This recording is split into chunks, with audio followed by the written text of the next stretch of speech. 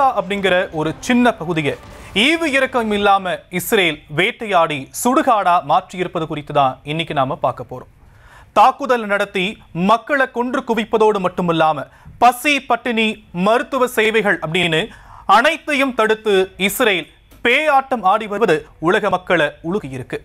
ஆனா இவ்வளவு பெரிய கொடூரத்தை உலக நாடுகள் கண்டும் காணாமல் இருக்கிறது ஏன் என்ற கேள்வி முன்வைக்கப்படும் அதே நேரத்தில் தற்போது அந்த பகுதி மக்கள் அனுபவிக்கும் துயரம் என்ன அப்படிங்கறத விரிவா பார்க்கலாம்.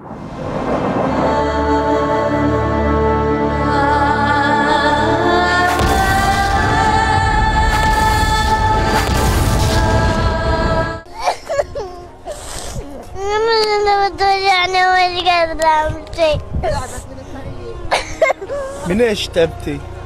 عشان من أعرف من أنا دم وتنزل كل يوم من الدم. وين رجلك؟ وين رجلك مليانة؟ فيها دم، يعني أنت تعبانة من المشي؟ بعرفش وين احنا رايحين. يلا ربنا مستعان. தனி ஒரு மனிதனுக்கு உணவில்லை எனில் ஜகத்தினை அழித்திடுவோன்னு எல்லாம் படிச்சிருப்போம். ஆனா உலகத்தோட ஒரு பகுதியை அழிக்க அங்க வாழ்ற மனித குலத்தை பட்டினி போட்டு கொல்ற நிலைதான் இப்போ காசால இருக்கு. காசால ஏவுகணைகளை எதிர்த்து தாங்கின மக்களால பசிய தாங்க முடியல. அதுக்கு சாட்சி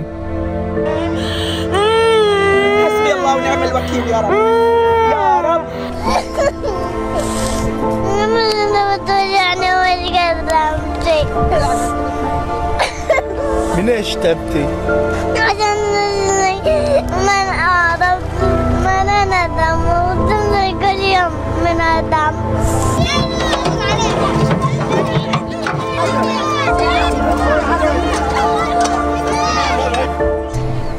இன்னைக்கு தான் எங்களோட கடைசி நாள். பசியால் சாக போகிறோம்னு மட்டும் தெரியும். இது ஒரு பொது சமையலறை. இது இல்லைன்னா எப்போவோ செத்துருப்போம்.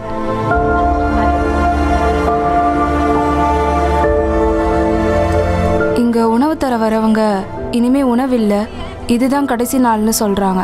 அது உணவுக்கா இல்லை எங்களுக்கான்னு தெரியல. எல்லாமே கைமீறி போயிடுச்சு. எங்கள் குழந்தைங்களுக்காக தான் உயிரை இழுத்து பிடிச்சிட்டு நிற்கிறோம். ஆனால் கண்டிப்பாக நாங்கள் எல்லாரும் செத்துருவோம். அதுவும் பசியால் தான் சாக போகிறோம்.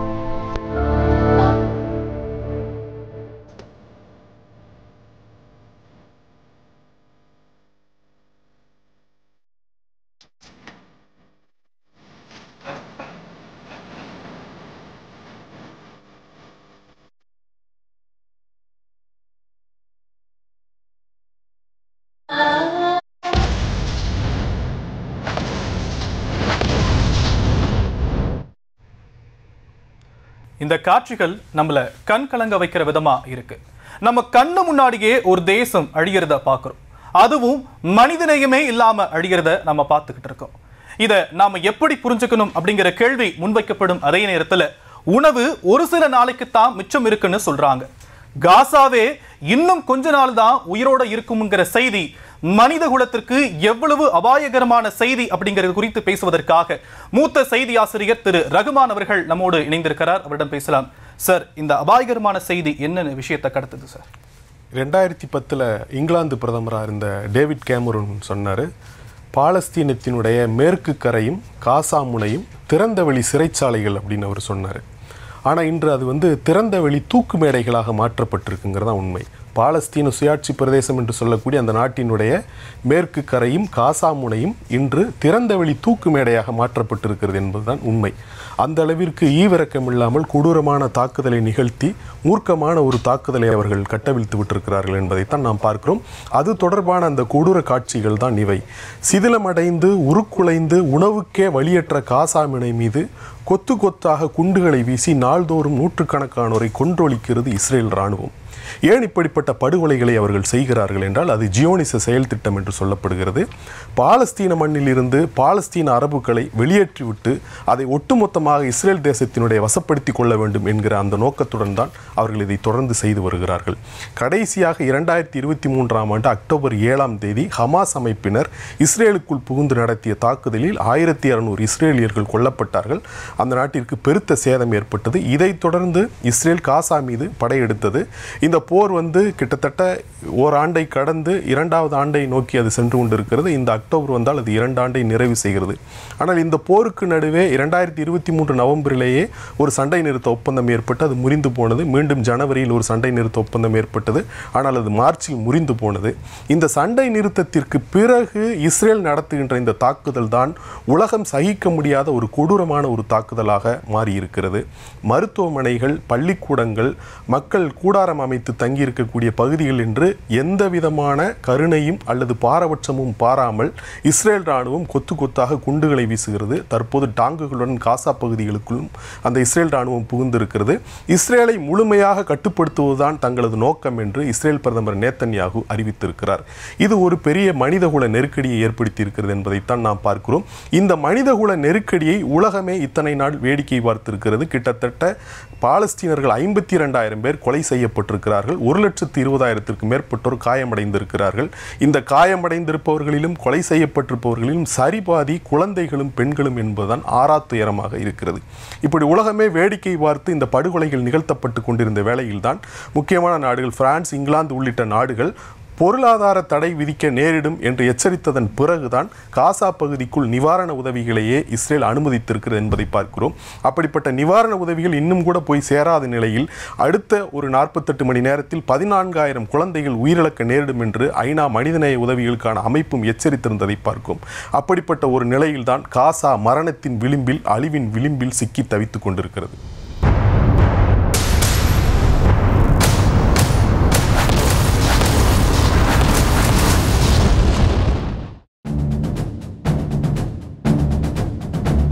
ஆயிரத்தி 1914க்கு முன்னாடி வரைக்கும் பாலஸ்தீன பகுதியை உதுமானிய பேரரசு ஆண்டு வந்தாங்க. முதலாம் உலகப் போர்ல அவங்க வீழ்ந்து பிரிட்டன் ஆளுகைக்கு கீழே பாலஸ்தீனம் வந்துச்சு. இங்க அரேபியர்கள் பெரும்பான்மையாகவும் யூதர்கள் சிறுபான்மையாகவும் இருந்தாங்க. 1940 வரைக்கும் பாலஸ்தீன பகுதிகளில் யூதர்களோட எண்ணிக்கை அதிகரிச்சுக்கிட்டே இருந்துச்சு. ஹிட்லர் 2ஆம் உலகப் போர்ல யூதர்களை கொல்ல சபதம் எடுத்து இனப்படுகொலைகளை செஞ்சதாகவும் அதுல தப்புன யூதர்கள் தஞ்சம் புகுந்த இடமா ஜெருசலேம் மாறிச்சு. 1947ல் பாலஸ்தீனத்தை விட்டு வெளியேற முடிவு செஞ்ச பிரிட்டன் யூதர்களுக்கும் பாலஸ்தீன அரபுகளுக்கும் பிரிச்சு கொடுக்க முடிவு செஞ்சாங்க. 2 நாட்டுக்கும் சேர்த்து சர்வதேச நகரமா ஜெருசலேமை அங்கீகரிக்க ஐநாவும் முடிவு செஞ்சாங்க. இதை யூதர்கள் ஏத்துக்கிட்டாங்க, ஆனா பாலஸ்தீனர்கள் ஏத்துக்கல. பிரிட்டிஷ் வெளியேறினதுக்கு அப்புறமா 1948 மே 14 யூதர்கள் தங்களை இஸ்ரேல்னு ஒரு தனி நாடா அறிவிச்சுக்கிட்டாங்க.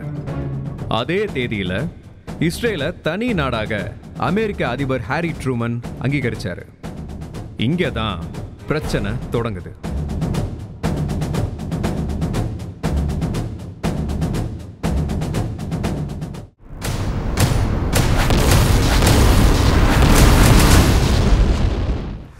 இஸ்ரேல் பாலஸ்தீனம் நடுவில் நடக்கக்கூடிய இந்த போர் 100 ஆண்டுகளை கடந்த வரலாறு கொண்டதா சொல்லப்படக்கூடிய நிலையில இந்த காசா விவகாரத்தை வரலாற்று ரீதியா அணுகணும் அப்படின்னா எங்கிருந்து அணுகலாம் சார்? கடந்த கால வரலாறு என்ன சொல்லுது?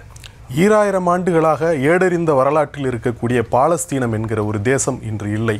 ஆனால் 1947க்கு முன் இல்லாத ஒரு இஸ்ரேல் என்கிற தேசம் அதன் பிறகு இருக்கிறது. இது ஒரு வரலாற்று விந்தை என்றும், ஒரு வரலாற்றினுடைய துயரம் என்றும், ஒரு வரலாற்றினுடைய பேரழிவு என்றும் கூட நாம் சொல்லலாம். இந்த இஸ்ரேல் பாலஸ்தீன வரலாறுக்குள் அதனுடைய பூர்வீக வரலாறுக்குள் நாம் சென்றோமானால் அது 4000 ஆண்டுகள் மிக பழமையான ஒரு வரலாறை கொண்ட ஒரு நாடாக இருக்கிறது. ஆனால் 2000 ஆண்டுகளாக கடந்த 2000 ஆண்டுகளாக இன்று இஸ்ரேல் என்று சொல்லக்கூடிய நிலப்பரப்பிலிருந்தும் பாலஸ்தீன நிலப்பரப்பிலிருந்தும் யூதர்கள் படிப்படியாக வெளியேறி உலகம் முழுவதும் குடியேறி விட்டார்கள். ஆனால் 2000 ஆண்டுகளாக அங்கு தங்கி வாழ்ந்தவர்கள் இந்த பாலஸ்தீனர்கள் தான். இப்படி 2000 ஆண்டுகளாக தங்களது தாய் நிலத்தை காலி செய்து வெளியேறிய யூதர்கள் 2ஆம் உலகப் போருக்கு பிறகு குறிப்பாக ஹிட்லர் ஜெர்மனியில் ஆட்சிக்கு வந்ததன் பிறகு ஐரோப்பாவில் யூதர்களை வேட்டையாடத் தொடங்கியதன் பிறகு தங்களுக்கென்று ஒரு தேசம் அமைய வேண்டும் என்று அவர்கள் ஒரு கனவு கண்டார்கள். அதற்காக ஒரு இயக்கத்தையும் அவர்கள் கட்டமைத்தார்கள். ஆனால் அந்த இயக்கம் என்பது நேர்மையான செயல்பாடுகளை கொண்டிருக்கவில்லை என்பதுதான் இவ்வளவு பெரிய துயரத்திற்குமான காரணம். பாலஸ்தீனர்கள் மத்தியில் நிலங்களை வாங்கி மெல்ல மெல்ல குடி புகுந்து அவர்களது நிலங்களை ஆக்கிரமித்து அவர்களுக்கு தெரியாமலேயே அங்கு ஒரு தேசத்தை கட்டமைக்கிற வேலையை அவர்கள் செய்தார்கள். அந்த பாலஸ்தீன அரபுக்கள் அப்பாவிகளாக அந்த இஸ்ரேலியர்களிடம் ஏமாந்து மெல்ல மெல்ல நிலத்தை விற்று அவர்கள் ஏதிலிகளாக மாறியிருக்கிறார்கள். இப்படி 1947 பிரிட்டன் பாலஸ்தீனத்தை விட்டு வெளியேறிய பொழுது ஒரு முறையான ஏற்பாட்டை செய்யாமல் வெளியேறிவிட்டார்கள். எப்படி இந்தியா பாகிஸ்தான் என்று இரண்டாக கூறு போட்டு மோத விட்டு அவர்கள் சென்றார்களோ அதுபோல அந்த பாலஸ்தீனம் இஸ்ரேல் என்கிற அந்த நிலப்பரப்பை தெளிவாக வரையறுத்து கொடுக்காமல் விட்டு சென்று விட்டார்கள். அன்றிலிருந்து தொடங்கியதுதான் அந்த பிரச்சனை என்பதை நாம் பார்க்கிறோம்.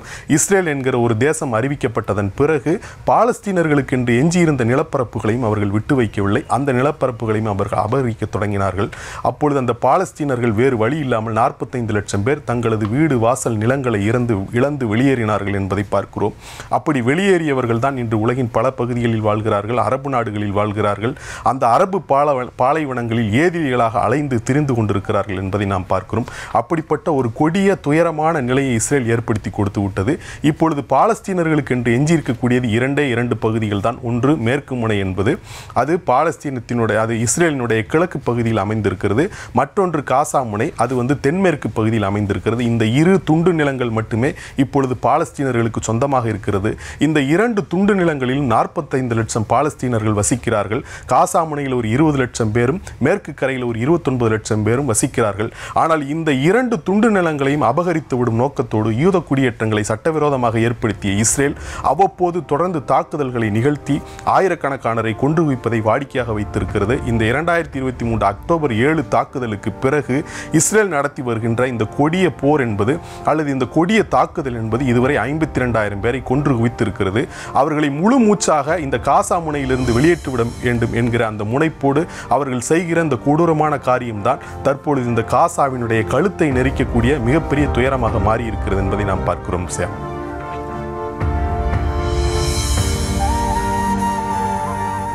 காசாவை கைப்பற்றியாக வேண்டும் என்ற முனைப்போடு அடுத்தடுத்த தாக்குதல்களை இஸ்ரேல் முன்னெடுத்து வரக்கூடிய நிலையில அங்கு இருக்கக்கூடிய மக்கள் பசி பட்டினியால இறக்கும் நிலையும் ஏற்பட்டிருக்கு. அது குறித்த ஒரு தொகுப்பை பார்க்கலாம்.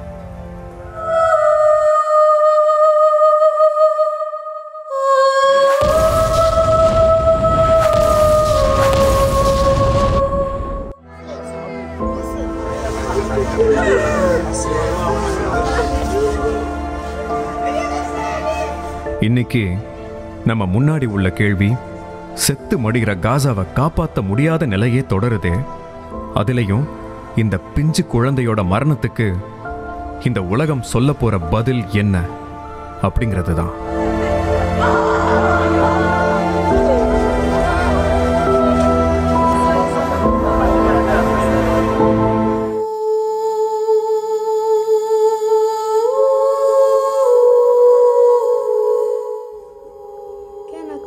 என்னோட குழந்தையோட பேரு ஜனன் அல்ஸ்கஃபி. இது அவ ஆரோக்கியமா இருந்தப்ப எடுத்த புகைப்படம். அப்ப அவளுக்கு 1.5 வயசு. 4.5 கிலோ வரைக்கும் அவ எடை இருந்துச்சு. ஆனா இப்போ அவ உயிரோட இல்ல.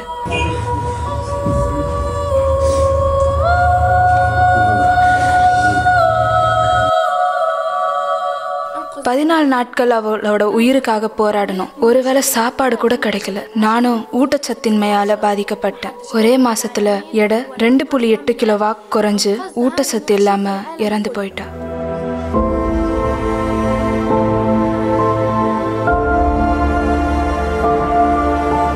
நான் 1000 துண்டுகளா உடைஞ்சிட்டேன். என் குழந்தைய மரணத்துல இருந்து தயவு செஞ்சு யாராச்சும் காப்பாற்றுங்கன்னு உலகத்தோட எல்லா மூல முடுக்குகளையும் கேட்குற மாதிரி கத்தணும்னு தோணுச்சு.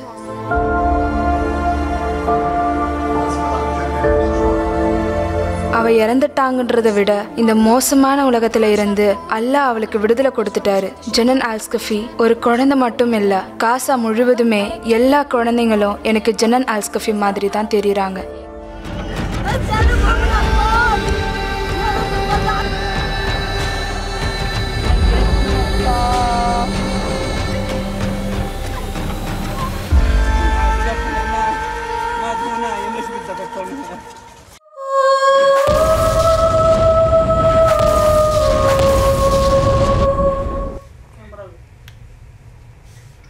சார், இப்போ அந்த பேக்கேஜில் அந்த குழந்தையோட முகத்தை பார்க்கறதுக்கே ரொம்ப பரிதாபமாக இருக்குது. ஊட்டச்சத்து குறைபாடாக இருக்குது. அவங்க அம்மா சொல்லக்கூடிய விஷயங்கள்லாம் ஒரு மிகப்பெரிய ஒரு தாக்கத்தை கடத்தக்கூடிய நிலையில் சர்வதேச அமைப்புகள் இதில் தலையிட்டு இந்த போரை முடிவுக்கு கொண்டு வர வாய்ப்பு இல்லையா? ஏன் அது தயங்கு? 11 வாரங்களாக இந்த காசா பகுதி முற்றுகையிடப்பட்டிருக்கிறது. காசா என்று சொல்லக்கூடிய அந்த துண்டு நிலத்தை இஸ்ரேல் சுற்றி வளைத்திருக்கிறது. பாலஸ்தீனத்தை பொறுத்தவரையில் பாலஸ்தீன பொருளாதாரம் என ஏதுமில்லை. இப்போ ஒரு நாட்டுக்கும் பொருளாதாரம் என்று ஒன்று இருக்கும். அவர்கள் தொழில் செய்வார்கள், வணிகம் செய்வார்கள், உற்பத்தி செய்வார்கள், ஏற்றுமதி இறக்குமதி என்று நடைபெறும். இப்படி பாலஸ்தீன பொருளாதாரம் என ஏதுமே இல்லை. காசா பகுதியை பொறுத்தவரையில் அவர்கள் சர்வதேச உதவியை மட்டுமே நம்பி வாழ்கின்ற ஒரு 20 லட்சம் மக்கள் அந்த நிலத்தில் அடைக்கப்பட்டிருக்கிறார்கள். அப்படிப்பட்ட ஒரு சூழல்ல சர்வதேச உதவிகள் என்பது முற்றாக முடக்கப்படுமேயானால், முற்றுகையிடப்படுமேயானால் அதைவிட கொடூரமான நிலையை நாம் எண்ணி பார்க்க முடியாது. அப்படிப்பட்ட ஒரு கொடூரமான நிலை தான் தற்போது காசா பகுதியில் அரங்கேறி கொண்டிருக்கிறது என்பதை பார்க்கிறோம். முழுக்க முழுக்க சர்வதேச உதவிகளை நம்பி வாழ்கிற மக்கள் முற்றுகையின் கீழ் கொண்டு வரப்பட்டு அந்த சர்வதேச உதவிகள் எதுவுமே வராமல் தடுக்கப்பட்டிருக்கிறார்கள்.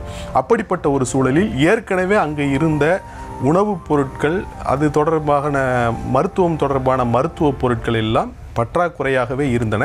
அவை முற்றாக தீர்ந்து போன நிலையில் மேலும் பல்வேறு நாடுகளிலிருந்து இந்த உணவுப் பொருட்களும் மருத்துவ உதவிகளும் வந்தால் மட்டுமே அவர்கள் வாழ முடியும் என்கிற நிலையில்தான் 11 வாரங்களாக இஸ்ரேல் இந்த காசா முனையை முற்றுகையின் கீழ் வைத்து எந்த சர்வதேச உதவிகளும் உள்ளே செல்ல விடாமல் பார்த்து கொண்டார்கள்.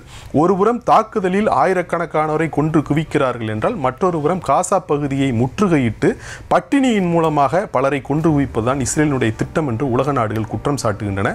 இப்படிப்பட்ட ஒரு சூழலில்தான் தற்போது அந்த சர்வதேச சமூகம் தலையிட்டு அந்த நிவாரண உதவிகளை ஏனும் வழங்க வேண்டும் என்று இஸ்ரேலை வலியுறுத்தி வருகிறது. அந்த வலியுறுத்தலினுடைய விளைவாகத்தான் தற்பொழுது குறைந்த அளவிற்கான உணவுப் பொருட்கள் காசா பகுதிகள் நுழைந்திருக்கின்றன. அதை ஐநா எப்படி வர்ணிக்கிறது என்றால், ஒரு கடல் மீது விழுந்த துளி என்று அதை வர்ணிக்கிறது. ஒரு கடல் மீது விழுந்த துளிக்கு என்ன மதிப்பு இருக்க முடியுமோ அந்த மதிப்பு தான் தற்போது வந்திருக்கக்கூடிய நிவாரணப் பொருட்கள். ஏனெனில் அங்கு இருக்கக்கூடிய அந்த 20 லட்சம் மக்களுக்கு தேவையான உணவுப் பொருட்களும் மருத்துவ பொருட்களும் பெருமளவில் தேவைப்படக்கூடிய நிலையில் ஒரு சிறு துளி அளவிற்குத்தான் உதவி கிடைத்திருப்பதாக ஐநா அமைப்பை கூறுகிறது. இப்படிப்பட்ட ஒரு சூழலில் தான் அந்த மரணத்தின் விளிம்பில் காசா சிக்கி கொண்டிருக்கிறதுங்கிறத பார்க்கிறோம். சார், நிச்சயமா இஸ்ரேல் இது போற ஒரு கடுமையான ஒரு தாக்குதலை காசா மீது முன்னெடுக்கக்கூடிய நிலையில 11 வாரமா அங்க உணவு போய் சேரல அப்படிங்கிறத நம்ம பார்க்குறோம். கொடுமையிலையும் கொடுமை அப்படி என்னன்னா, குண்டடிப்பட்டு சாவறதை விட பசி பட்டினியால சாவறது தான் மிகப்பெரிய ஒரு வலியை கொடுக்கக்கூடியது அப்படிங்கிறத நம்ம பார்க்குறோம். இதுக்கு சர்வதேச விதிகள் ஏதேனும் இருக்கா? போர்ல கடைபிடிக்க வேண்டியதற்கு சர்வதேச விதிகள் இருக்கா? அப்படி இருக்கு அப்படின்னா அந்த விதிகள் என்ன சொல்லுது சார்? நம்ம இப்போ இஸ்ரேலை பொறுத்த வரையில் பார்த்தீங்கன்னா, இஸ்ரேலினுடைய செயல்பாடுகள் சர்வதேச விதிகள் எதை பற்றியும் கவலைப்படாத ஒரு போக்கிரி நாட்டினுடைய பண்பைத்தான் அது காட்டுகிறது என்பதை பார்க்கிறோம். ஏன்னால் சர்வதேச நீதிமன்றம் என்று இருக்கிறது, ஐநா மாமன்றம் என்று இருக்கிறது, இந்த ஐநா மாமன்றத்தில் ஐநா பாதுகாப்பு கவுன்சில் என்று இருக்கிறது. இத்தனை சர்வதேச அமைப்புகளினுடைய எந்த விதிகளையும் மதிக்காமல் கழிவறை காகிதம் போல தூக்கி வீசி எறிந்து விட்டுத்தான் இஸ்ரேல் இந்த அக்கிரமங்களை செய்து கொண்டிருக்கிறது என்பதை பார்க்கிறோம். அதிலும் குறிப்பாக பார்த்தீங்கன்னா, பெஞ்சமின் நேத்தன்யாகுவை போர் குற்றவாளி என அறிவித்து சர்வதேச நீதிமன்றம் அவருக்கு பிடியாணையும் பிறப்பித்திருக்கிறது என்பதை பார்க்கிறோம். ஆனால் அவர்கள் அதை பற்றி துளி கூட கவலைப்படவில்லை. அதாவது சர்வதேச ஒழுங்கு, சர்வதேச விதிகள், சர்வதேச அமைப்பு, பல நாடுகளினுடைய வலியுறுத்தல்கள் எதையும் காதில் போட்டுக் கொள்ளாமல் அவற்றையெல்லாம் மீறித்தான் இஸ்ரேல் காசா பகுதியில் இப்படிப்பட்ட ஒரு தாக்குதலை கட்டவிழ்த்து விட்டிருக்கிறது. மற்றொரு புறம் அந்த மக்களை செயற்கையாக ஒரு பஞ்சத்தில் தள்ளி பட்டினி சாவுகளிலும் தள்ளுகிறது.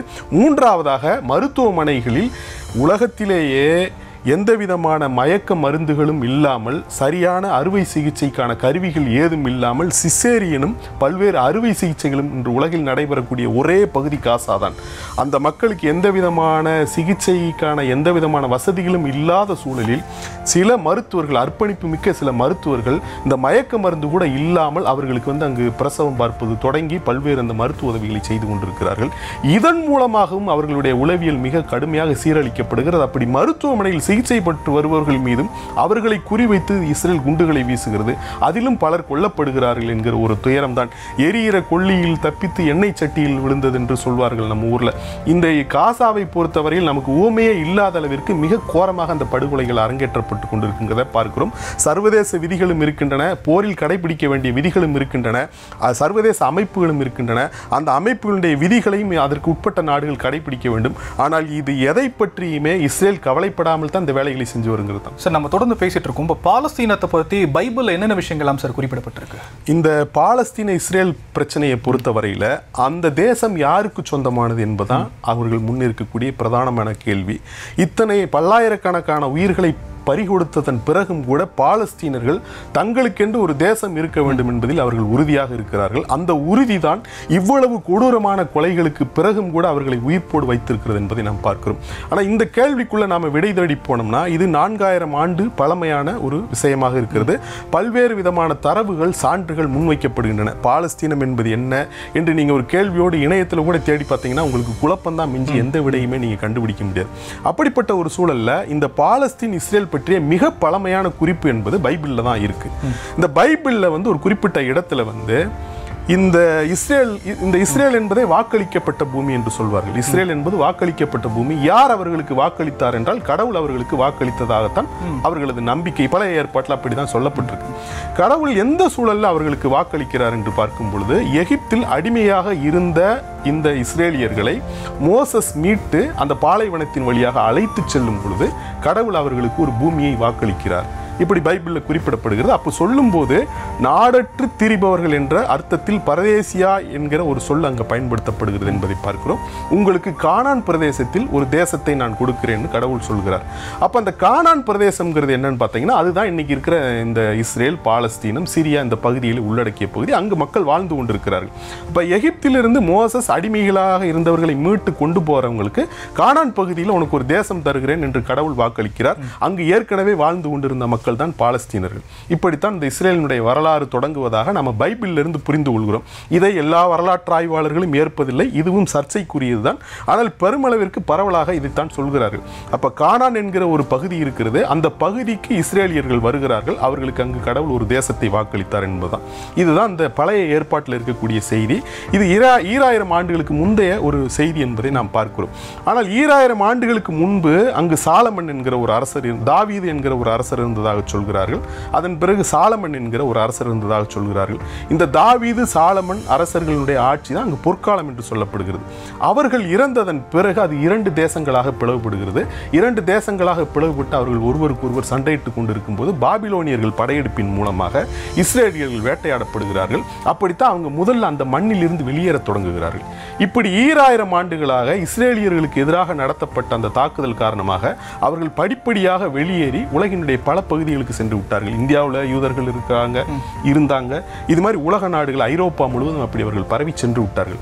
ஆனால் பாலஸ்தீனர்களை பொறுத்தவரையில் 2000 ஆண்டுகளாக அந்த மண்ணில் அவர்கள் எத்தகைய துன்பம், துயரம், பட்டினி எது நேர்ந்த போதும் அவர்கள் அங்கேயே வாழ்கிறார்கள். தங்களுடைய தேசமாக அவர்கள் அதை வரித்துக் கொண்டு வாழ்கிறார்கள். அப்படி 2000 ஆண்டுகளாக பாலஸ்தீன் என்கிற நாட்டிற்கு ஒரு வரலாற்று தொடர்ச்சி இருக்கிறது. கடைசியாக அவங்க உதுமானிய பேரரசு, ஒட்டோமான் எம்பையர்னு ஆங்கிலத்தில் சொல்வார்கள், அந்த உதுமானிய பேரரசின் கீழ் தான் இந்த பாலஸ்தீனம் என்கிற பகுதி இருந்தது. இதுதான் வரலாறு. இது 1914க்கு பிறகு பிரிட்டன் ஒரு மாபெரும் சௌரியன் மறையாத ஒரு சாம்ராஜ்யமாக உருவெடுத்ததன் பிறகு உதுமானிய பேரரசில் இருந்த பாலஸ்தீன் இவர்களது ஆளுகைக்குள் வருகிறது. பிரான்சினுடைய ஆளுகைக்குள்ளும் சிறிய பகுதி செல்கிறது என்பதை நாம் பார்க்கிறோம். அப்படி வந்ததன் பிறகுதான் இந்த உலகம் முழுக்க இந்த ஆன்டிசெமிட்டிக் வியூஸ் என்று சொல்லக்கூடிய இந்த யூதர்களுக்கு எதிரான ஒரு கண்ணோட்டம் என்பது தலை தூக்குகிறது. அப்படி தலை தூக்கும் போது யூதர்கள் பல்வேறு இன்னல்களை, துயரங்களை அவர்கள் அனுபவிக்கிறார்கள். அப்ப அவங்க தங்களுக்கென்று ஒரு தாயகம் வேண்டும் என்று அவர்கள் கருதும் பொழுது அவங்க என்ன சொல்றாங்கன்னா, எங்களுக்கு ஏற்கனவே வாக்களிக்கப்பட்ட பூமி என்று ஒன்று இருக்கிறது, அந்த பூமியை நாங்கள் எங்கள் தேசமாக மாற்றிக்கொள்வோம் என்று சியோனிசம் என்று சொல்லக்கூடிய ஒரு ரகசிய இயக்கத்தை அவர்கள் உருவாக்கி அதற்கான வேலைகளை அவர்கள் செய்கிறார்கள். அப்ப பைபிளை பொறுத்தவரையில் அதுல தெளிவாக இருக்கிறது. இந்த கானான் என்கிற பிரதேசத்தில் மக்கள் வாழ்ந்து கொண்டிருக்கிறார்கள். மோசஸ் இந்த எகிப்திலிருந்து அடிமைகளாக இருந்தவர்களை மீட்டுக் கொண்டு அங்கு ஒரு தேசத்தை உருவாக்குகிறார். அங்கு ஏற்கனவே மக்கள் வாழ்ந்து கொண்டிருக்கிறார்கள் என்பதான். இப்படி இந்த பழைய வரலாறு என்பது சமாதான சகவாழ்வுக்கும் இணக்கமாக வாழக்கூடிய ஒரு போக்கிற்கும் எடுத்துக்காட்டாகத்தான் இருக்கிறது. இந்த வரலாற்றை பலரும் கூட சர்ச்சைக்குள்ளானதாக கருதக்கூடும். ஆனால் அதிலிருந்து நாம் தெரிந்து கொள்ள வேண்டிய செய்தி என்னன்னா, சமாதான சகவாழ்வு, இணக்கம் என்பது அங்கு இருக்கிறது. ஆனால் இப்போ இருக்கக்கூடிய அந்த இஸ்ரேல் என்பது 1948ஆம் ஆண்டு தன்னை தனிநாடாக அறிவித்துக் கொண்ட இஸ்ரேல் என்பது இந்த இணக்கத்திற்கு மாறானதான கொள்கைகளை அவர்கள் கடைபிடிக்கிறார்கள். தொடக்கத்திலிருந்தே அவர்கள் 2 விதமான முறைகள் மூலம் பாலஸ்தீன அரபுக்களை இந்த மண்ணில் இருந்து வெளியேற்ற வேண்டும் என்பது அவர்களுடைய கொள்கையாக இருக்கிறது. ஒன்று வெளியேற்றுவது, மற்றொன்று அடைப்பது. வெளியேற்றுவது என்பது 1948ஆம் ஆண்டே கிட்டத்தட்ட 45 லட்சம் பாலஸ்தீனர்கள் அங்கிருந்து நிலங்களை பறித்து கொண்டு வீடு வாசல்களை இழந்து அங்கிருந்து விரட்டப்பட்டார்கள். அதை அவர்கள் நக்பா என்று சொல்வார்கள். முதல் பேரழிவு என்று அவர்கள் இன்றைக்கும் அதை அவர்கள் கடைபிடிக்கிறார்கள் துக்க தினமாக என்பதை நாம் பார்க்கிறோம். இதன் பிறகும் கூட அவர்கள் தொடர்ச்சியாக அந்த தாக்குதலுக்கு உள்ளாகிறார்கள். அதனுடைய ஒரு தொடர்ச்சியாகத்தான் ஜியோனிச செயல் திட்டத்தினுடைய ஒரு தொடர்ச்சியாகத்தான் இப்பொழுது இஸ்ரேல் நடத்தி வருகின்ற இந்த கொடிய தாக்குதலையும் நாம் பார்க்க வேண்டியிருக்கு. சாம், காசா மீது இஸ்ரேல் கொடூர தாக்குதல்களை முன்னெடுத்து வரக்கூடிய நிலையில காசால இருக்கக்கூடிய மக்கள் பசி பட்டினியால பாதிக்கப்பட்டு உயிரிழக்கும் நிலையும் ஏற்பட்டு இருக்கு. இந்த உயிரிழப்புகளை தவிர்ப்பதற்கும் பசி பட்டினியை போக்குவதற்கும் உலகில் இருக்கக்கூடிய பல்வேறு நாடுகளும் அமைப்புகளும் முன்னெடுத்து வந்தாலும் கூட அவர்கள் எல்லையிலேயே தடுத்து நிறுத்தப்படுகிறார்கள். இது குறித்த ஒரு தொகுப்பை இப்போது பார்க்கலாம்.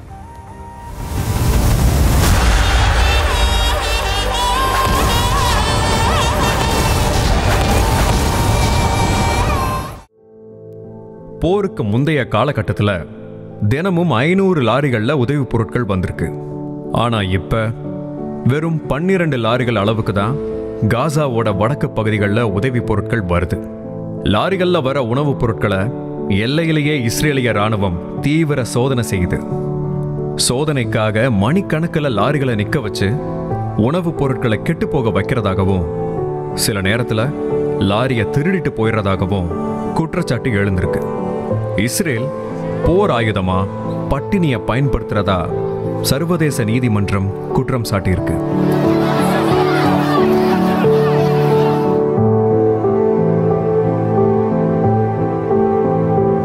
நாங்கள் எங்களுக்கு தெரிஞ்ச எல்லா உணவுத்துறையை சேர்ந்தவங்க கிட்டையும் கேட்டுட்டோம். அவங்கக்கிட்டையும் கொடுக்க எதுவுமே இல்லை. எங்களோட டீம் மக்கள் குப்பைத்தொட்டியில் இருந்து உணவுகளை எடுத்து சாப்பிட்றதையும் பார்த்துருக்காங்க. இது கொடூரமானது, மனிதத்தன்மையே இல்லாதது. இதை விட அதிர்ச்சிகரமானது என்னென்னா, ஐநாவை சேர்ந்த எங்களோட உதவியை இஸ்ரேலிய அதிகாரிகள் நிறுத்த சொன்னது தான். மனித நேயத்தோட அடிப்படையே மக்களுக்கு உதவுறது தானே. இது ஒரு பக்கம்னா மருத்துவமனைகளை விட்டு மக்கள் தூக்கி வீசப்படுறாங்க. மருத்துவமனைகளில் உள்ள நோயாளிகளை திடீர்னு வெளியேற சொன்னா அவங்க எங்க போவாங்க? மக்களுக்கு மருத்துவம் பார்க்குற ஹாஸ்பிட்டல் எப்படி இருக்கணும்? ஆனா இப்போ நீங்க பார்க்குற மருத்துவமனையோட இந்த பகுதி தான் அறுவை சிகிச்சை செய்கிற இடம்.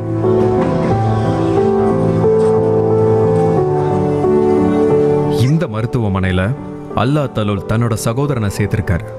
அவர் சொன்ன விஷயம் அதிர்ச்சியூட்டுற விதமா இருந்துச்சு.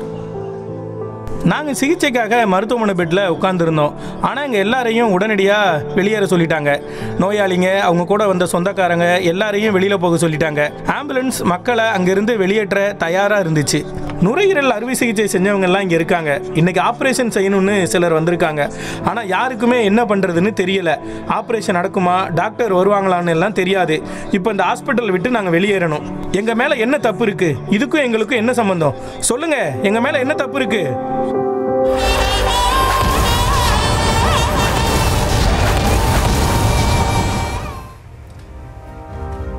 சரி, இது மாதிரி மனித தன்மையற்ற செயலை செய்யறதுக்கு இப்போ இஸ்ரேலுக்கு எப்படி சார் மனசு வருது? அங்கே இருக்கக்கூடிய மக்களை பார்க்குறோம், பசி பட்டினியால் சாவுறாங்க, குண்டடிப்பட்டு சாவுறாங்க, மருத்துவ வசதிகள் இல்லாமல் சாவுறாங்க, ஆப்ரேஷன் தியேட்டர் சிதைந்து போயிருக்கிறத நம்ம பார்க்குறோம். இது போன்ற நிலைகள் இருக்கக்கூடிய நிலையில் உதவுறதுக்காக பல்வேறு நாடுகளும் அமைப்புகளும் முன்வராங்க. ஆனால் அவங்க எல்லையில் தடுத்து நிறுத்தப்படுறாங்க. அப்போது இஸ்ரேலுடைய நோக்கம் என்னவா சார்? பாலஸ்தீனத்திற்கு, இந்த பாலஸ்தீன படுகொலைகளுக்கு முன்பு வரை வரலாற்றில், ஏடறிந்த வரலாற்றில் மிக கொடூரமான ஒரு சர்வாதிகாரியாக, மக்களை ஈவிரக்கமில்லாமல் கொன்றளித்த ஒரு கொலையாளியாக நாம் ஹிட்லரைத்தான் பார்க்கிறோம். அந்த ஹிட்லரினுடைய வேட்டைக்கு இலக்கானவர்கள் தான் இந்த யூதர்கள். அப்படி அந்த ஹிட்லரினுடைய வேட்டைக்கு இலக்கான யூதர்கள் தான் இந்த பாலஸ்தீனத்திற்குள் தங்களுக்கென்று ஒரு நாடு வேண்டும் என்று உள்ளே புகுத்து அது பல்வேறு தந்திரமான வழிகளில், அருவருக்கத்தக்க முறைகளில் தங்களுக்கென்று ஒரு நாட்டை உருவாக்கி கொண்டார்கள்.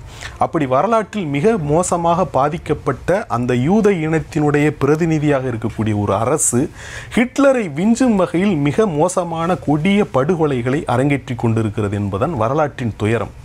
யார் இந்த கொடூரமான சர்வாதிகார அரச பயங்கரவாதத்தால் பாதிக்கப்பட்டார்களோ அந்த மக்களை பிரதிநிதித்துவப்படுத்துகிற ஒரு அரசு இன்று இன்னொரு இன மக்கள் மீது இப்படிப்பட்ட ஒரு கோரமான இனப்படுகொலையை கட்டவிழ்த்து விட்டிருக்கிறது என்பது நாம் வரலாற்றில் ஒரு எண்ணி பார்க்க முடியாத ஒரு துயரம். இந்த பாலஸ்தீன அரபுகளை முற்றாக ஒழித்து விட வேண்டும், அவர்களை பூண்டோடு அழித்து விட வேண்டும் என்று கங்கணம் கட்டி கொண்டு இஸ்ரேல் இருக்கிறது. அவர்களுக்கு ஈவு இரக்கம் என்பது எதுவுமே கிடையாது. ஏனெனில் உலகத்தினுடைய மிக மோசமான ஒரு உளவு அமைப்பாக மொசாட் தான் பார்க்கப்படும். மொசாட் உலகம் முழுவதும் அரங்கேற்றி இருக்கிற படுகொலைகளுக்கு அளவே கிடையாது. அவர்களுடைய அரசும் அப்படித்தான் அரச பயங்கரவாதத்தை இந்த பாலஸ்தீன அரபுகளுக்கு எதிராக ஒரு ஆயுதமாக பயன்படுத்தி அவர்களை கொண்டொழித்துக் கொண்டிருக்கிறார்கள். நாம் இஸ்ரேலிடமிருந்து ஒரு இரக்கத்தை எதிர்பார்ப்பது என்பது ஒரு அபத்தமான ஒரு நிலையாக இன்று மாறிவிட்டது. அவர்களை பொறுத்தவரையில் ஈவு இரக்கம் இல்லாமல் இந்த பாலஸ்தீனர்களை கொன்று குவித்து விட வேண்டும் என்று அவர்கள் முடிவு செய்து விட்டார்கள். நம்முடைய கேள்வி என்னவென்றால், இதை பார்த்து கொண்டிருக்கக்கூடிய மனித குலம் என்ன செய்து கொண்டிருக்கிறது என்கிற ஒரு கேள்விதான்.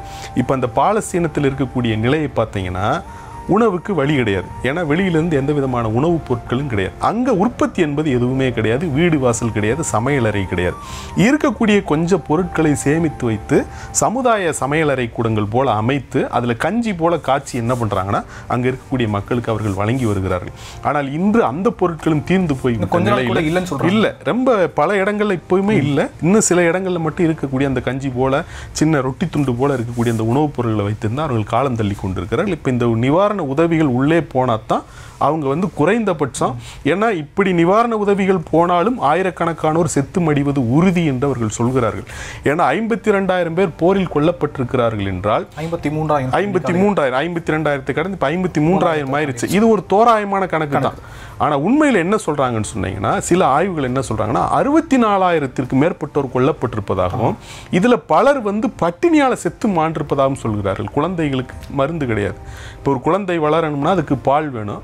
தாய் பால் ஊட்டுவதற்கு வழியே கிடையாது. ஏன்னா தாய்க்கு ஊட்டச்சத்து என்பதே கிடையாது.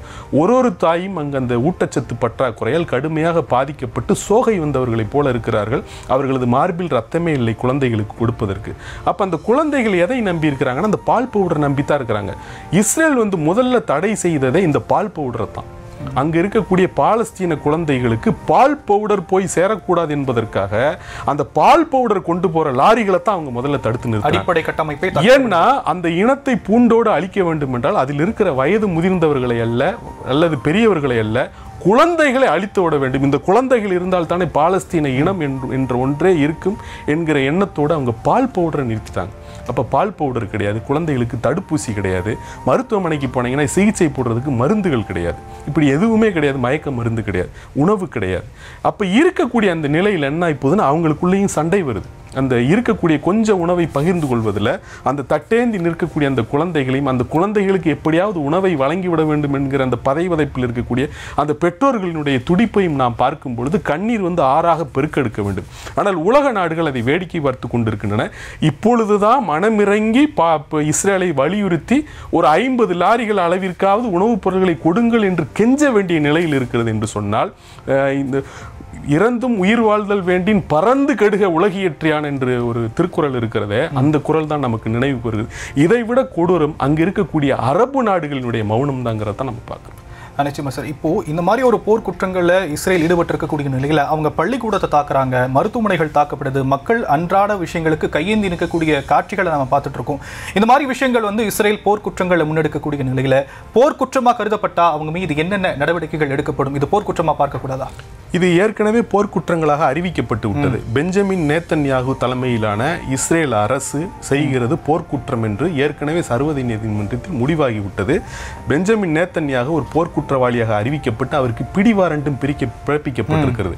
அவரை கைது செய்வதற்கான ஆணை இன்றும் அமலில் இருக்கிறது. ஆனால் இந்த சர்வதேச நீதிமன்றத்தை மதிப்பது யார் என்பதுதான் கேள்வி.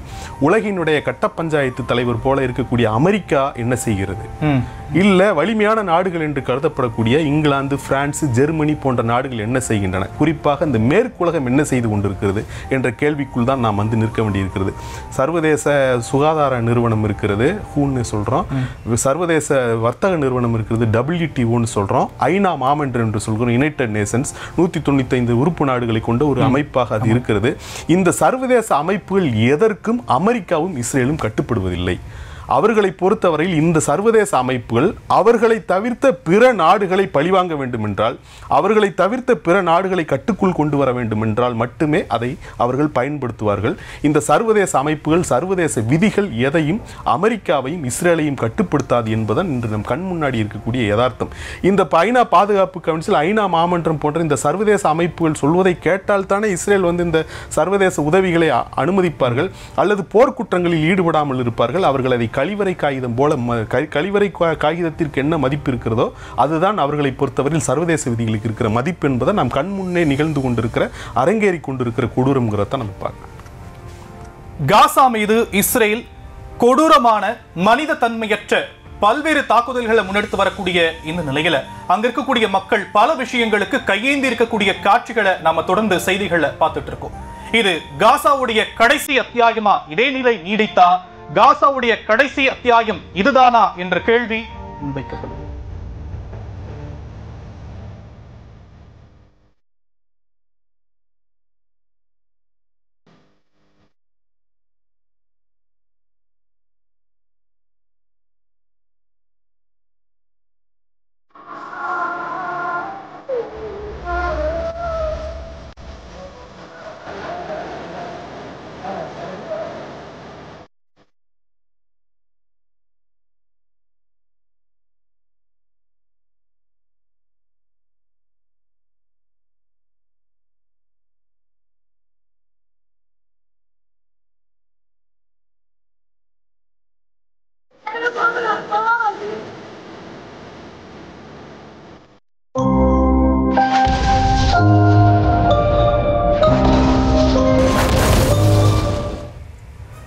காசா மீது இஸ்ரேல் இது மாதிரியான கொடூர தாக்குதலை முன்னெடுக்கிறத நம்ம பார்த்துட்டு இருக்கோம் சார். அடிப்படையில் மக்கள் தான் இதில் பாதிக்கப்படுறாங்க அப்படிங்கிறதுல மாற்று கருத்து இல்லை.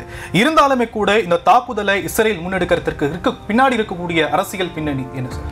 இந்த உலகத்தை பொறுத்தவரையில் உலகத்தை இயக்குகிற சக்தி எது, அல்லது உலக பொருளாதாரத்தை இயக்குவது எதுன்னு கேட்டிங்கன்னா அது எரிசக்தி தான். எரிசக்தியில் முதன்மையானது பார்த்தீங்கன்னா பெட்ரோலிய வளம் தான். இன்றைக்கு உலகை பொருளாதாரத்தை இயக்கி கொண்டிருக்கக்கூடிய மிக முக்கியமான எரிசக்தி பெட்ரோலிய வளம். பெட்ரோல், டீசல், இயற்கை எரிவாயு தொடங்கி இந்த பெட்ரோலிய வளம் தான். இந்த பெட்ரோலிய வளம் தான் இந்த மேற்காசியாவிற்கும் மத்திய கிழக்கு நாடுகளுக்கும் வட ஆப்பிரிக்காவுக்கும் சாதகமாகவும் பாதகமாகவும் மாறி இருக்கிறது. சவுதி அரேபியா போன்ற நாடுகள் ஒரு சொர்க்க பூமி போல கொளிக்கிறது என்றால் அதற்கு காரணம் பெட்ரோல் வளம் தான். அதே நேரத்தில் ஈரான், ஈராக்கு, ஏமன் இது போன்ற நாடுகள் நரகத்தில் உழல்வது போன்ற நிலைக்கு செல்கிறார்கள். அதற்கு காரணமும் பெட்ரோலிய வளம் தான். ஏனெனில் இந்த பெட்ரோலிய வளத்தை வைத்திருக்கிற நாடுகள் அமெரிக்காவோடு இணக்கமான போக்கை கடைபிடிக்கிறார்களா அல்லது எதிரான போக்கை கடைபிடிக்கிறார்களா என்பதை பொறுத்து தான் இந்த நிலை என்பதை நாம் பார்க்கிறோம். ஈராக்கில் இருந்த சதாம் ஹுசேன் அமெரிக்காவை எதிர்த்தார். அமெரிக்க டாலருக்கு பதிலாக மாற்று நாணயத்தை தேடினார். சுதந்திரமாக இந்த பெட்ரோலியத்தை உலக சந்தையில் கொண்டு இருப்பதற்கு அவர் முயற்சி செய்தார். அவருக்கு என்ன கதி நேர்ந்தது என்பதை பார்க்கிறோம். ஈரானும் அதே போல தான். ஈரானை அமெரிக்கா என்ன நிலையில் வைத்திருக்கிறது என்பதை பார்க்க இது போல அந்த நாடுகள். ஆனால் அமெரிக்காவோடு இணக்கமான போக்கை கையாளுகிற நாடுகளினுடைய நிலை வேறாக இருக்கிறது. இப்படி நாம் அதை பிரித்துத்தான் பார்க்க வேண்டியிருக்கிறது. இந்த இஸ்ரேல் என்கிற தேசம் இரண்டாம் உலகப் போருக்கு பிறகு செயற்கையாக உருவாக்கப்பட்ட ஒரு தேசம். நம்ம இந்த திரைப்படங்களில் வரக்கூடிய நகைச்சுவை நீங்கள் கேள்விப்பட்டிருப்பீங்க, கிணத்தை காணோம் அப்படின்னு சொல்லிட்டு. ஆனால் ஒரு தேசத்தை காணோம் என்று அந்த மக்கள் ஒரு பெருங்குரல் எடுத்து அழுகிறார்களே, பெரும் ஓலத்துடன், மரண ஓலத்துடன் கொன்று குவிக்கப்படுகிறார்களே, ஒரு தேசமே திருடப்பட்ட கதை தான் அந்த பாலஸ்தீனத்தினுடைய கதை என்பதை நாம் பார்க்கிறோம். அப்படி அந்த செயற்கையாக உருவாக்கப்பட்ட அந்த இஸ்ரேல் என்கிற நாடு, அந்த நாட்டினுடைய வரையறுக்கப்பட்ட எல்லைகளோடு அது நின்றுவிடவில்லை. பாலஸ்தீனர்களுக்கு என்று ஒதுக்கப்பட்ட அந்த பகுதிகளையும் அவர்கள் பறித்து கொண்டு விட்டார்கள் என்பதை பார்க்கிறோம்.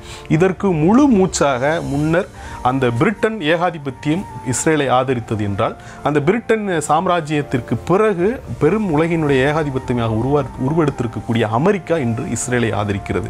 இஸ்ரேலுக்கு தேவையான நிதி உதவிகள், ஆயுத உதவிகள் அனைத்தையும் கொடுத்து சர்வதேச அமைப்புகளினுடைய எந்த கண்டனத்திற்கும் இலக்காகி விடாமல், எந்த தண்டனைக்கும் இலக்காக்கி விடாமல் அவர்களை ஃபயர்வால் போல பாதுகாத்து கொண்டிருப்பது அமெரிக்கா தான். அமெரிக்காவினுடைய முழு துணிச்சல் பெற்று, அமெரிக்காவினுடைய முழு ஆதரவை பெற்று, அமெரிக்காவினுடைய பின்னணியிலிருந்து இயக்கப்பட்டு தான் இஸ்ரேல் இந்த உலகின் கண் முன் இவ்வளவு கொடூரங்களை அரங்கேற்றிக் கொண்டிருக்கிறது என்பதை நாம் பார்க்கிறோம். இதற்கு பின்னால் இருக்கக்கூடிய அந்த புவிசார் அரசியல், ஜியோபாலிட்டிக்ஸ் ஜியோபாலிட்டிக்ஸ் என்று சொல்கிறேன், அதுதான் அதில் மிக முக்கியமானது. நான் ஏற்கனவே குறிப்பிட்டது போல இந்த மத்திய கிழக்கு, மேற்காசியா, வட ஆப்பிரிக்கா இந்த பகுதி என்பது பெரும் எண்ணெய் வளம் கொண்ட பகுதி. இந்த பகுதியை யார் கட்டுப்படுத்துவது என்பதில் தான் ஒரு உலகினுடைய மேலாண்மை நிலை என்பது இருக்கிறது. அமெரிக்கா இந்த பகுதிகளை ஏற்கனவே கட்டுப்படுத்தி கொண்டிருக்கிறது. இந்த பகுதிகளில் எதுவும் அந்த அமெரிக்காவினுடைய பிடியிலிருந்து சென்றுவிடக்கூடாது என்பதற்காக எல்லா விதமான புவிசார் அரசியல்களையும் அவர்கள் செய்கிறார்கள். ஆப்கன் மீது படையெடுத்து அந்த ஆப்கானை சீரழித்து ஒன்றுமில்லாத தேசமாக அவர்கள் நடுவீதியில் விட்டு சென்றார்களே, அதற்கும் காரணம் இந்த புவிசார் அரசியல் தான். சதாம் ஹுசேனை அவர்கள் கொன்றொழித்தார்கள் என்றால் அதற்கும் காரணம் அந்த புவிசார் அரசியல் தான். லிபியாவில் மும்மர் கடாபியை கொன்றொழித்தார்கள் என்றால் அதற்கும் காரணம் இந்த புவிசார் அரசியல் தான். அதற்கு பின்னால் இருப்பது இந்த எண்ணெய் வளம் என்கிற அந்த ரகசியம் தான். அப்போ இந்த மத்திய கிழக்கு, வட ஆப்பிரிக்கா, மேற்காசியா இந்த பகுதிகளை கட்டுப்படுத்தக்கூடிய ஒரு வலுவான அடியால் தங்களுக்கு தேவை என்று அமெரிக்கா கருதுவதன் காரணமாகத்தான் இந்த இஸ்ரேல் என்கிற நாடை ஊக்குவித்து அவர்களை இந்த சர்வதேச பிடியிலிருந்து காப்பாற்றி ஒரு போக்கிரி நாடாக அவர்கள் வளர்த்து வைத்திருக்கிறார்கள் என்பதை பார்க்கிறோம். அப்போ இதற்கு பின்னாடி இருக்கக்கூடிய மிக முக்கியமானது இந்த எண்ணெய் வளம். எண்ணெய் வளம் சார்ந்த நாடுகளை தங்களது கட்டுப்பாட்டுக்குள் வைத்துக் கொள்ள வேண்டும் என்கிற அமெரிக்கா கருதுகிற அந்த போக்கு, அதிலிருந்து அவர்கள் எடுக்கக்கூடிய இந்த புவிசார் அரசியலுக்கு இலக்காகத்தான் இந்த பாலஸ்தீன மக்கள் கொன்று குவிக்கப்படுகிறார்கள். அமெரிக்க அதிபராக ட்ரம்ப் பொறுப்பேற்றதன் பிறகு அவர் என்ன சொன்னார் என்பதை நாம் பார்த்தோம். இந்த காசா பகுதியை எங்களிடம் கொடுத்து விடுங்கள், அவர்கள் நாங்கள் வளம் கொளிக்கின்ற ஒரு பகுதியாக மாற்றுகிறோம் என்று அவர் ஒரு ஏஐ வீடியோ கூட வெளியிட்டது என்பதை பார்க்கிறோம். அந்த ஏஐ வீடியோவில் ட்ரம்ப்பும் அவர் நேத்தன்யாகவும் உட்கார்ந்து கடற்கரையில் பர்கர் சாப்பிட்றது, எலான் மஸ்க் பர்கர் சாப்பிடுவது போல என்கிற வீடியோவை வெளியிட்டார்கள். அங்கு ஒரு இனம் 2000 ஆண்டுகளுக்கு மேக தொடர்ச்சியாக வாழ்ந்து கொண்டிருக்கிறதே, அவர்களுக்கு ஒரு நிலம் இருக்கிறது, அவர்களுக்கு ஒரு பண்பாடு இருக்கிறது, அவர்களுக்கு ஒரு மொழி இருக்கிறது, அவர்களுக்கு ஒரு வரலாறு இருக்கிறது. இப்படி மொழி, நிலம், பண்பாடு, வரலாறு கொண்டு 2000 ஆண்டு வரலாற்று தொடர்ச்சி கொண்ட மக்களை துடைத்து அழித்து விட்டு அப்படி என்ன வளம் கொளிக்க போகிற பகுதியாக அவர்கள் மாற்றப் போகிறார்கள் என்ற கேள்விக்கு பின்னால் மறைந்திருப்பது இந்த புவிசார் அரசியல்ங்கிறத நம்ம பார்க்கணும். சார், இந்த புவிசார் அரசியல் இது ஒரு பக்கம் இருந்தாலும் கூட இன்னைக்கு நேற்று கூட பார்த்தோம் அப்படின்னா பெஞ்சமின் நேத்தன்யாகு பல விஷயங்களை சொல்லியிருந்தார். நாங்கள் காசாவை முற்றாக கைப்பற்றும் வரை இந்த போராட்டம் ஓயாது அப்படிங்கிறத சொல்லியிருந்தார். அப்போ உலக நாடுகள் இதுக்கு பல்வேறு கண்டனங்களை தெரிவிக்கிறாங்க, பொருளாதார தடைகள் விதிக்கப்படும் அப்படிங்கிற அழுத்தங்களை கொடுக்குறாங்க. அதுக்கு அவர் சொல்றாரு, எந்த ஒரு நாட்டுடைய அழுத்தமும் எங்களை கட்டுப்படுத்தாது, நாங்கள் நினைக்கிறத செஞ்சுதான் தீர்வோம் அப்படின்னு சொல்றாரு. அப்போ ஒரு சர்வாதிகார போக்கை தான் அவர் கையில் எடுக்கிறாரோ, வடகொரியா மாதிரியும் மற்ற நாடுகளை மாதிரியும் ஒரு சர்வாதிகார போக்கு, தனக்குன்னு ஒரு கண்ட்ரோல் இருக்கணும் அப்படிங்கிறத அவர் நினைக்கிறாரோ. ஒரு சர்வாதிகார போக்கு, சர்வதேச போக்கிரித்தனம், இதைத்தான் அவங்க கையில் எடுக்கிறாங்க. நீங்க வடகொரியாவெல்லாம் சொல்ல முடியாது.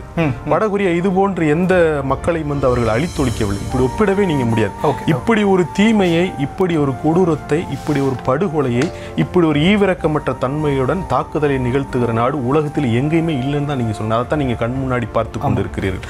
அப்ப சர்வாதிகாரம், சர்வதேச போக்கிரித்தனம், இது ரெண்டுமே இஸ்ரேலினுடைய தன்மையாக இருக்கிறது. இதற்கு இந்த சர்வதேச அரசியல், புவிசார் அரசியல் என்பதை தாண்டி இஸ்ரேலுக்குள்ள ஒரு அரசியல் இருக்கிறது என்பதை நாம் பார்க்கிறோம். ஏன்னா பெஞ்சமின் நேத்தன்யாகு இஸ்ரேலுக்குள்ள இந்த போர் தொடங்குவதற்கு முன்னர் அக்டோபர் 7, 2023 ஹமாஸ் அமைப்பினர் இஸ்ரேலுக்குள் புகுந்து 1200 இஸ்ரேலியர்களை கொள்வதற்கு முதல் நாள் முறை நீங்க எடுத்துக்கிட்டீங்கன்னா அங்கு பெஞ்சமின் நேத்தன்யாகு முற்றாக மக்கள் செல்வாக்கை இழந்து அந்த மக்களால் துரத்தப்படக்கூடிய ஒரு நிலையில் இருந்தார் அவர். அது மட்டும் இல்லாமல் அவர் மீது பல்வேறு ஊழல் வழக்குகள் இருக்கின்றன. மக்கள் மீது கடுமையான கெட்ட பேரு, ஊழல் வழக்குகள். அது தவிர அங்கு யூதர்கள் எல்லோரையுமே நாம ஒரே படித்தரத்தில் வைத்து அவங்க எல்லாருமே கெட்டவங்கன்னு சொல்லிட முடியாது. பெஞ்சமின் நேத்தன்யாகுக்கு எதிராக போராடுகிறவர்கள் இருக்கிறார்கள். இந்த இஸ்ரேலினுடைய படுகொலையை கண்டித்து போராடுகிற யூதர்கள் இருக்கிறார்கள். உலகத்தில் பல பகுதியில் அவங்க போராட்டம் நடத்துறாங்க. ஆனால் இந்த பெஞ்சமின் நேத்தன்யாகு இந்த யூதர்கள் மத்தியில் தான் இழந்த செல்வாக்கை தக்க வைத்துக் கொள்வதற்காகவும் தொடர்ந்து தானே ஆட்சி பொறுப்பில் இருப்பதற்காகவும் இந்த ஊழல் வழக்குகளிலிருந்து தப்பித்துக் கொள்வதற்காகவும் அந்த உள்நாட்டு அரசியல் சார்ந்துதான் இந்த போரை முடிவுக்கு கொண்டு வர விடாமல் அவர் செய்து கொண்டே இருக்கிறார். ஏன்னா இப்போ 1200 பேரை கொண்டாங்க, கிட்டத்தட்ட ஒரு 256 பேரை அவர்கள் கடத்தி கொண்டு சென்று விட்டார்கள். இதன் பிறகு மக்கள் முகத்தில் எப்படி முழிக்கிறது என்கிற ஒரு நிலை ஏற்பட்ட போதுதான் அவர் என்ன பண்றாருன்னா அந்த தாக்குதலை தொடங்குகிறார். அதுவரை அதை யாரும் குறை சொல்லவில்லை. அவர்கள் தாக்குதலை தொடங்குகிற இருதரப்பும் சண்டை போடுகிறார்கள். சண்டை நிறுத்தம் என்று வந்ததன் பிறகு, ஜனவரியில் சண்டை நிறுத்தம் வந்ததன் பிறகு இந்த சண்டை நிறுத்தத்தை முறித்து கொண்டு இப்படி அப்பாவி மக்கள் மீது அவர்கள் குண்டு போட்டு கொண்டொழிப்பது தான் இப்போ பெரிய கேள்விக்குறியாக இருக்கிறது என்பதை நாம் பார்க்கிறோம். அப்போ இந்த பாலஸ்தீனம் என்கிற ஒரு நிலப்பரப்பை இந்த புவிப்பரப்பிலிருந்து துடைத்து அகற்றிவிட வேண்டும் என்று அந்த ஜியோனிச செயல் திட்டத்தை செயல்படுத்த இஸ்ரேல் முனைகிறது. ஒன்று. இரண்டாவதாக, சர்வதேச புவிசார் அரசியல் காரணமாக அமெரிக்கா இந்த இஸ்ரேலை ஊக்குவிக்கிறது, அவர்களை கட்டுப்படுத்த மறுக்கிறார்கள் என்பது 2.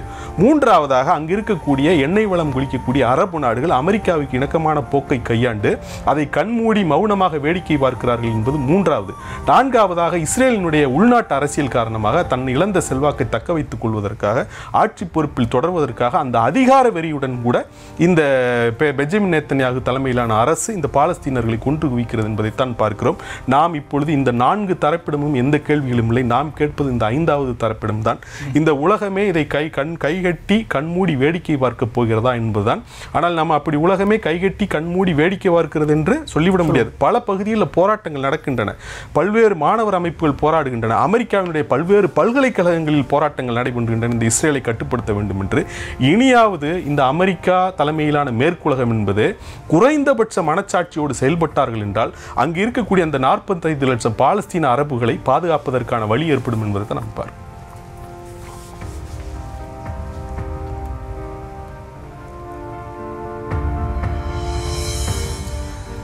காசா மீது மனித தன்மையற்ற கொடூர தாக்குதலை இஸ்ரேல் முன்னெடுத்திருக்கக்கூடிய நிலையில் காசா மக்கள் பல்வேறு விஷயங்களுக்காக கையேந்தி இருக்கிறார்கள்.